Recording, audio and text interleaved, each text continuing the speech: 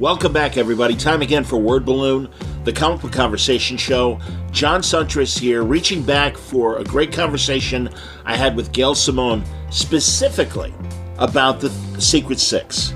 Everybody loves the Secret Six. It came from Villains United, which was a short little mini-series tied to Infinite Crisis, one of the main mini-events that led to Infinite Crisis. And everybody loves Secret Six. God, I feel like I'm about to become Trump. We love Catman. We love, the great stuff with Deadshot and Catman. What a wonderful team. We love Scandal Savage. All of this. I've discussed it before with Gail and Nicholas Scott, her primary co-conspirator with the Secret Six. It's a great series. And if you've never read it, I recommend you do. It's one of Gail's best. I don't know why, but I have a suspicion that Gail Simone might be coming back to Secret Six sooner than later. I could be wrong. I haven't been paying attention, and, if DC's already made said announcement, forgive me. But I just have a feeling Gail's going to be going back to that eventually. So let's revisit Secret Six with Gail Simone on this wonderful edition of Word Balloon. Ahoy Comics is proud and slightly terrified to present Serial, a dark, distinctly adult, and lovingly funny take on an earlier generation's beloved monsters from writers Mark Russell and artist Peter Snyberg. The volume contains every chapter from Ahoy's Edgar Allan Poe's snifter of anthologies, as well as an all-new 3-part conclusion. Serial will be available in stores October 11th. Serial is a delicious slice of satire, says Ahoy Comics editor-in-chief Tom Peyer. I can't wait for readers to load up on Pop Rocks, down a bunch of Soto, and discover the charms of the Marquis de Coco, the Quaker, Bowberry, and the Brute. Serial from Mark Russell and Peter Snyberg comes October 11th from Ahoy Comics. Word Balloon is brought to you by my listeners, the League of Word Balloon listeners, via Patreon. Patreon.com/Word Balloon. You know, Word Balloon is like an audio magazine when you come right down to it in terms of the types of interviews that I do. I hope you enjoy it. I hope it enriches your love of comic books and pop culture in general with the various subjects I hit and the guests that I have. Is Word Balloon worth $1 a month to you? Is it worth the price of a comic book a month to you? If you think it is, I would love your support. Patreon.com/Word Balloon. Word Balloon is free. It'll always be free. But there are costs, and, hey, you're helping me out. So if you would, I would really appreciate the support. Patreon.com/Word Balloon. Thank you, as always, the League of Word Balloon listeners. Word Balloon is brought to you by AlexRossArt.com. Alex has been a longtime sponsor of Word Balloon. I greatly appreciate it. You got to go to his website. You will find tremendous art from original work, covers, pages, fantastic lithographs, amazing posters. Every price point is covered, and every subject is covered at AlexRossArt.com. You've enjoyed his iconic looks at DC and Marvel, but also great stuff like his wonderful work on the Monkees, Monty Python, so many other great pop culture things that Alex has put his fingerprints on. His wonderful Flash Gordon poster that evokes the fantastic Dino De Laurentiis Sam Jones movie. Recently, Alex did things like the timeless Marvel covers featuring great solo shots of all your favorite Marvel heroes, and of course his Fantastic Four full circle graphic novel still available. All waiting for you now at AlexRossArt.com. In association with Newsarama, welcome again to Word Balloon, the comic book conversation show. This is John Suntress. Today, a rundown of the Secret Six with their writer, Gail Simone. First of all, I know Villains United was part of the whole Infinite Crisis plan, or at least that's how it was presented. But you tell me, was this something that was presented to you, or was this an idea that you had that they folded into Infinite Crisis? It was kind of a combination of everything. I had a pitch in that was for a villains type book, which I think lots of other people did, but I did at the time. And when they liked a lot of the stuff that they had seen in that pitch, and so when they decided they were going to do a villains book as part of Infinite Crisis, then yeah, they asked me to do it, and there were certain things that had to be included. But in the beginning, it was kind of bizarre because they called me up and they were like, okay, we want you to do a villains book. Are you interested? And yeah, of course, yes. And then I said, well, can I use the Joker? No. Can I use Penguin? No. And I just would go through all the list of DC villains if I could use them, and the answer was no because they were being used elsewhere. Sure.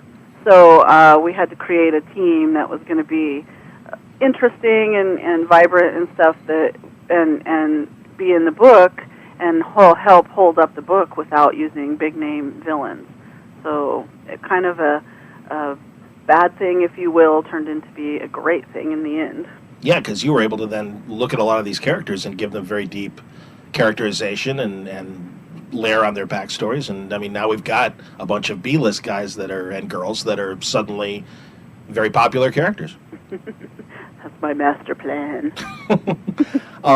So you've identified the core, at least of what you've taken to the regular series now, as Catman, Deadshot, Scandal, and Ragdoll. For now. You never know. Okay. You never know with these guys. Anyone could die or kill each other or be killed at any moment. Well, for a second, let's focus on Catman, because obviously that's the one that you were, I think, most excited about, at least based on your interviews. And certainly you gave him the splashiest kind of beefcake debut, half naked. Yay, beefcake! But yeah, I mean, that's cool. I mean, I give you a lot of credit for that because I don't. Well, and also don't forget Dale Eaglesham, because when he drew that first page where we really get a good look of the new Catman, it was so gorgeous and sexy and everything that we wanted. And I had asked him, I said, well, we kind of want him to remind us of Tarzan of the DC universe, kind of, and Sure. He just totally got it, and the emotions were all perfect, everything was perfect, and I think from that moment on, people got excited about Catman. And why did you? Obvious reasons. But why? What about Catman excited you and said, this is a guy? Because obviously before that, he was fat, he was a joke. I mean, he had really kind of fallen on bad times. Well, yes, he was, but we can't forget that he was originally created to be, he wasn't created as a loser. He was created to be a credible opponent for Batman. Mm-hmm. And I always kind of liked that idea, and I liked that he was, to me, kind of what might have happened to Batman if he hadn't had Alfred as a moral compass. Okay.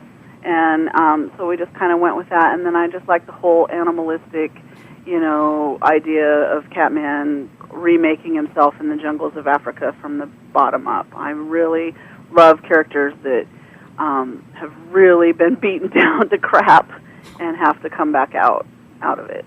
Great fight scene with them, obviously, in this most recent issue. Thank you. That was fun.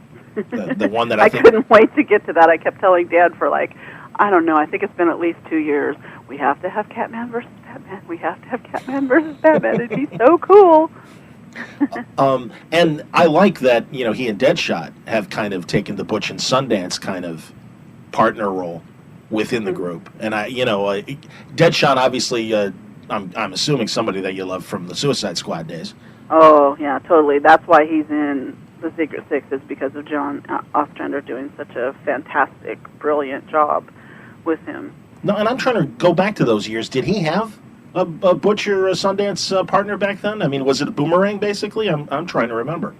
Well, I'm not sure about that, but the difference between Deadshot in the Suicide Squad and the Secret Six is that the Suicide Squad was kind of thrust upon him, whereas he wants to be in the Secret Six. This is his choice. And so that's kind of why he has a little more of a sense of humor and is a little, not quite so serious. Okay. Well, we've seen his daughter, and obviously he cares about his daughter. But yeah, I guess I've seen you say before that the group is stuck with each other, and they do kind of want to work together, but it does kind of go against their nature of just being villains and not wanting to work together with these other people. Right, they're uncomfortable with the fact that they like each other. Well, and then we saw him trying to do something nice for Scandal, I guess, for her birthday. In his own way, yes. Yeah. That was a question that came up, and we can address it now, but this was one of the questions that people on my message board asked, my specific message board, asked about losing Knockout because of the death of the New Gods. Was that a big loss for you, or did you know that was going to happen, or you're like, oh well? Well, I didn't know, back when that it was going to happen. And I felt the loss of it because I get attached to characters that I work with. There's no question about that. But we have stuff coming up with Knockout and Scandal. It's not over yet, but it's not going to probably resolve itself the way people are thinking. Oh, okay. Because she is dead right now, right? She is dead. Okay. And right now the current mission is to spring Tarantula, which they've done at the end of issue 2. Right. And I'm assuming now she is going to be part of the group, at least for now. Well, she's part of the group in that they're transporting her. Oh. I don't believe that they think at this point that she is part of their group. No. Okay. She is their fee. Now she was a controversial character for her encounter with Nightwing on the roof. Some fans felt it was rape, and it is this kind of the opposite end of the women in refrigerators as far as what happened with Nightwing and Tarantula on the roof. In terms of her being able to come out of it, you mean? I'm not. Well, I was just even thinking of the incident itself, that it was the male hero that was kind of the victim in that little deal. I don't know. Right. Well, in stories, there's always going to be a victim and a victimizer. That's the nature of conflict. Sure. A lot of times. So I don't know if I would call it opposite of women in refrigerators or not. I kind of am getting to where we don't want to always put those kind of labels on everything. But, bad things are going to happen to both male and female characters. We just, in my opinion, don't want to take every female character that people have fallen in love with and really liked and, depower them or rape them or maim them in some way, because it just really leaves a bad taste. And I think it really cuts out a lot of the audience if, you have that feeling that if you fall in love with a female character that's going to happen. And I think we're well past that now. Good. In the industry, which is very great. What is it about Tarantula that made her an interesting character for you to grab? Well, or is that still to come in the story? Yeah, all that stuff will be revealed over the issues, and so I don't want to give away too much. But okay. It's always about dynamics of the group. Whenever I'm writing a group book or a group storyline, and so these characters are chosen by how they fit into the story. Okay. Well, let's talk about the other core members for a second, Scandal and Ragdoll, because, I kind of blanked on a lot of the 90s action in DC, and I really wasn't there for a lot of it. So yeah, I was kind of out of comics during that time myself, to be honest. Okay. Well, tell me, what about Scandal? I mean, I do like the fact that Vandal Savage has a daughter, and she has been this very interesting character in your hands. I pretty much created her. There was no Scandal before Villains United, at least not to my knowledge. I didn't realize that. Okay. Yeah. Cool. And then Dale created her visual look. Mm-hmm. I just thought that as far as the dynamic for the group that we were creating at the time, that she would be great because DC is kind of a legacy-based company as compared to maybe Marvel, and we see a lot of times second, third generation characters, and I thought, we couldn't really use Vandal. And so I thought, but if he had a daughter, and can you imagine if you think it's bad being raised by Britney Spears or Michael Jackson? Can you imagine what it would be like to be raised by a homicidal dictator who's been around since the time of Neanderthal? I just thought that was the basis of creating a really interesting villain, if you will. Yeah. No, she's awesome. I didn't realize that. That's great. And Ragdoll, there was always something about the original Golden Age of Ragdoll that I liked because it was just such a ridiculous character. But then, especially when they kind of flipped it and made him this kind of homicidal terrorist and really crazy. And this Ragdoll, I always kind of rolled my eyes. But again, I think it's your humor that has saved this character and made him a very fun character. Well, and he's the son of the original Ragdoll. Mm-hmm. And he, unlike the original Ragdoll, he he has his abilities through surgery, having all of his joints replaced with mechanical joints that rotate 360 degrees. And he is on the team to provide some comic relief, but he's actually the most dangerous of all of them, the most capable of doing something truly awful, even to his friends, perhaps. And he barely knows anyone else exists. His main reason for living is for the next surgery. His surgical addiction is so bad, and he's that selfish that he just doesn't care. So yes, he provides comic relief, but watch out.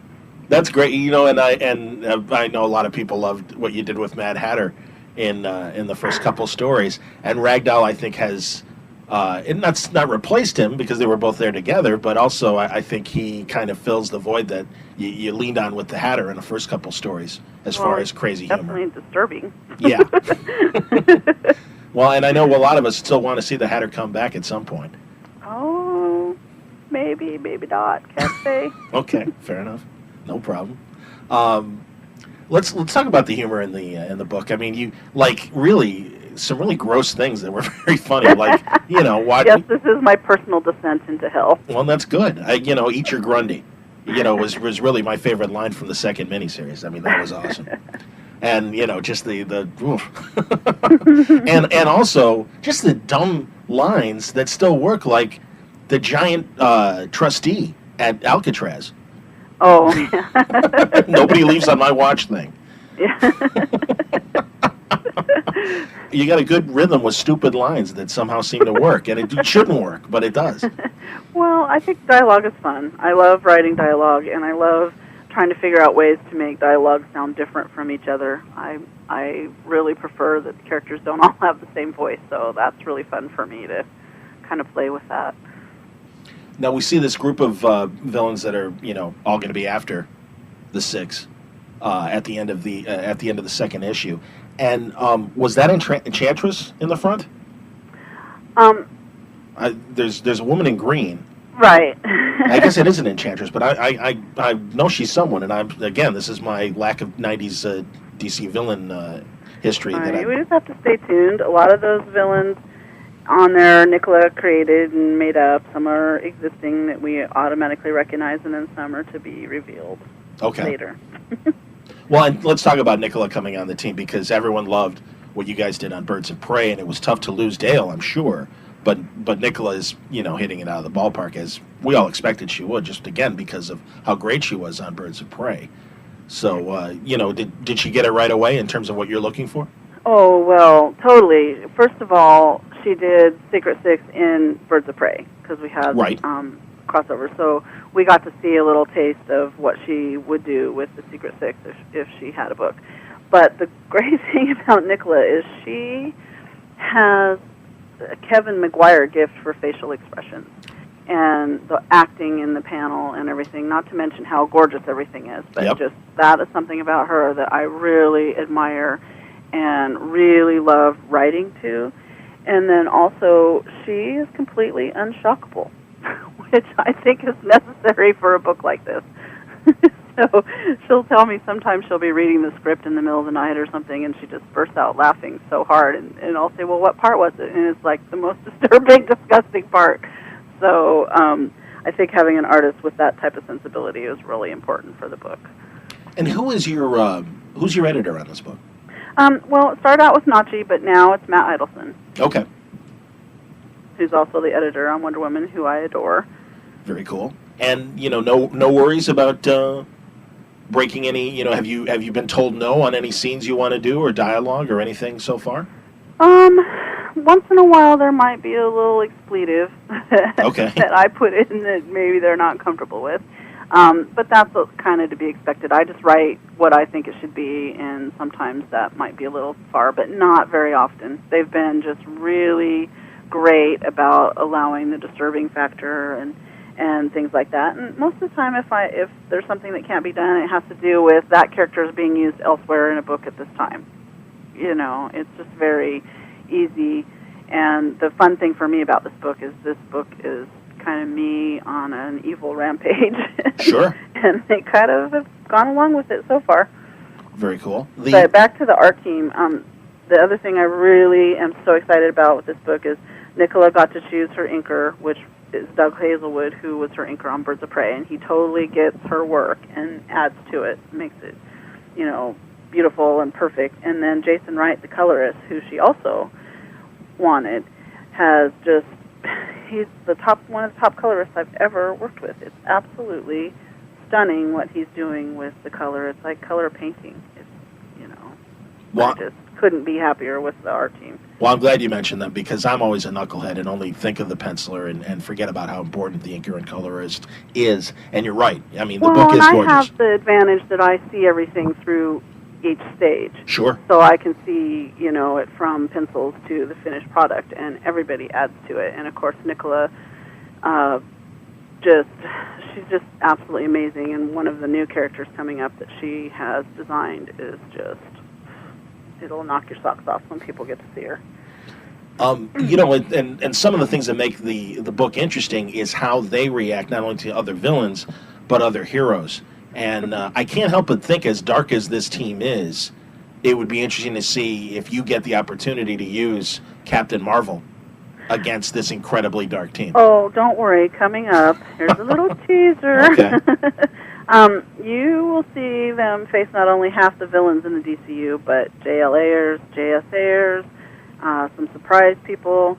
They are totally outgunned coming up here. Excellent. And then eventually, after this storyline, we have a storyline where they get on the wrong side of Wonder Woman, the bad side of Wonder Woman. Oh, very cool. So we will have a chance to see very much how they interact with superheroes as well as the villains. I know you said you wanted to, before going to a monthly Secret Six, you wanted to establish Wonder Woman and your rhythm on Wonder Woman. Are you cool balancing the two books? Is it, Oh, yeah, and it's great, too, because, I'm sure people have heard me say numerous times before that I love having projects that are different from each other. And I can't think of two books that could be more different tonally, It's still, the same story principles still apply, but tonally it's a lot different, obviously. Mm-hmm. Something else you mentioned in April that I hope happens, and not only just for Catman, but some of the other members as well. You said you guys toyed with the idea of having Secret Six minis rotate with, like, Catman stories. Well, yeah, we have talked about that, but right now we're kind of getting Secret Six going and getting it off the ground, and it'll be fun as time goes on if we can explore, like, each character a little more in depth, maybe not as part of the team. And in the upcoming issue that hasn't come out yet, we have a little bit of flashbacks. I sort of hate to use that word, but back into certain parts of their lives that created who they are. Okay. Oh, and I haven't talked about Bane. Shame on me. You're surprised I saw you. You mentioned this bat villain that you were teasing, and you bring back Bane, and that's cool because Bane is. I think Bane's tough because of the big impact he had on his first story. Right. That I think to follow up, it's been a tough act to follow after that initial debut. So I like the moral compass that Bane seems to have, and that he has his own kind of code of, what he does, and even just his assessment of Scandal was very cool to see in that second issue. Yeah, it's going to get really disturbing, actually. Excuse me. No problem. But yeah, I think sometimes Bane has been more of a Hulk smash character once in a while, or a little generic, and so I actually asked Chuck Dixon, who created him, what's the deal with him? How do you feel about him? And his words were that he's a moral absolutist. He only sees black and white. Mm-hmm. There's no gray, but we're going to see that his interpretation of what moral is just very different from a lot of ours. Very good. And did you talk to John about Deadshot? Yeah, I have talked to John and a little bit back and forth, not a whole lot, but some. And one of the reasons that I really wanted to hold off on doing Secret Six is I really wanted the Suicide Squad to have its own, spotlight and not be distracted by a Secret Six mini or anything else that was similar to it. Okay, very cool. Well, I know you're recovering from your flu, and I'm going to tax you further in a episode or two to run through 50 questions, which will cover Wonder Woman and your Marvel stuff. So today was all about Secret Six, and I think you've given us some nice teasers of what to look forward to. So I'll let you off the hook now. Thanks a lot, John. No, I really appreciate it, and also thanks to the people that are supporting this book. I've just had so much good response from it, and even retailers saying they've had to reorder 5 times and stuff, and that makes me really excited because I really do love writing these disturbing characters, that it's fun to see how people really react to them. So thank you guys very much. A quick hint about the Secret Six with writer Gail Simone. And don't forget, you can always ask questions and suggest guests by coming to wordballoon.com. But this is the place to do it here at Word Balloon. And don't forget, too, that you can find us all over the internet. If you go to all the various podcatching sites, you should find our RSS feed there. And tell a friend about Word Balloon if they enjoy comic book podcasts. Thanks again for listening. John Suntress saying stick around for October. More great interviews on the way. Some great names, and really have been having fun so far. And have great names also in the lineup to talk to as the weeks progress. Don't forget also about the Chicago Comic-Con coming October 25th, where we'll be talking with Don Kramer, Gene Ha, Mike Norton, Tim Seeley, a host of others, and it should be a great time. Please join us on Saturday, October 25th, if you're in the Chicago area or near it. It's going to be in Lakeview on Halstead at the Center. And for all the details, it's just $5 for the con. You can go to the website, WindyCityComicCon.com. Until next time, thanks for listening. Word Balloon is a copyright feature of Shaky Productions. Copyright 2008.